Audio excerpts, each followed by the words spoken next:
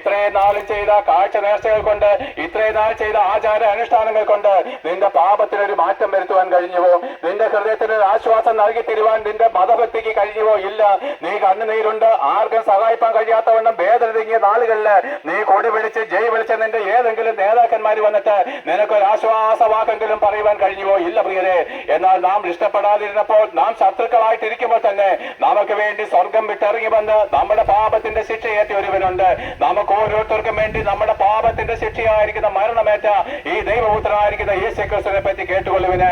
എല്ലാ ജാതി മതസ്ഥരും തിരിച്ചറിയുന്നത് പോലെ ഏതാണ്ട് 2023 വർഷങ്ങൾക്ക് മുമ്പ് ഭൂമിയുടെ മധ്യഭാഗമായിരിക്കുന്ന യെരുശലേമിൽ ഒരുവൻ തൂങ്ങിക്കിടക്കുന്നത് കണ്ടുവോ? 2 കള്ളന്മാരുടെ മധ്യേ 3 ആണിവേൽ നട്ടുച്ച വെയിലില് അതേ പ്രിയരെ ശരീരമാസകലം അടിയേറ്റ് തകർക്കപ്പെട്ട് അവന്റെ അസ്ഥികൾ ഓരോന്നും പുറത്തെണ്ണുവാൻ കഴിയത്തക്കവണ്ണം വിരൂപമാക്കപ്പെട്ടവനും കഠിനന്മാരും ദുഷ്ടന്മാരുമായിരിക്കുന്ന റോമൻ പടയാളികളുടെയും യഹൂദ പുരോഹിതന്മാരുടെയും പുരുഷന്മാരുടെയും വികൃതമായിരിക്കുന്ന നികൃഷ്ടമായിരിക്കുന്ന തുപ്പലുകൾ മുഖത്തൂടെ ഒഴുക്കപ്പെട്ടവനായിട്ട്, അയ്യോ നിന്ദിക്കപ്പെട്ടവനായിട്ട്, തലയിൽ മുൾക്കിരീടം വെച്ചവനായിട്ട് ഒരുവൻ ആ ക്രൂശിൽ തൂങ്ങിക്കിടന്നുകൊണ്ട് നിലവിളിക്കുകയാണ്, എന്റെ ദൈവമേ, എന്റെ ദൈവമേ, നീ എന്നെ കൈവിട്ടതെന്ത്? എന്റെ പ്രിയപ്പെട്ട സകല ജാതി മതസ്ഥരുമുള്ള ഗോഡ് ഇസ് നൗ, ദൈവം സ്നേഹമാകുന്നുള്ള ഉത്തരം ഈ ക്രൂശിൽ തൂങ്ങിക്കിടക്കുന്ന യേശുക്രിസ്തുവിനെയാണ് പ്രിയരെ.